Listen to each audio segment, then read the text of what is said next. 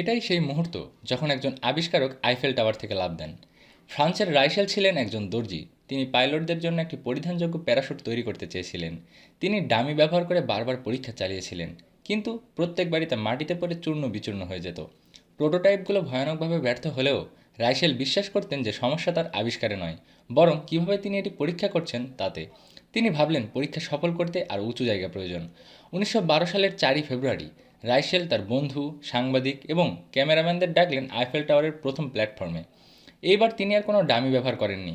নিজের প্যারাশুট স্যুটের প্রতি এতটাই আস্থা ছিল যে তিনি নিজেই তা পরিধান করেন এবং লাফ দেওয়ার সিদ্ধান্ত নেন। 40 সেকেন্ড নিচে তাকিয়ে থাকার পর রাইসেল লাফ দিলেন, কিন্তু তার প্যারাশুট স্যুট কাজ করেনি। বরফাচ্ছন্ন ঘাসে পড়ে তিনি সঙ্গে সঙ্গেই পটল তুলতে যান।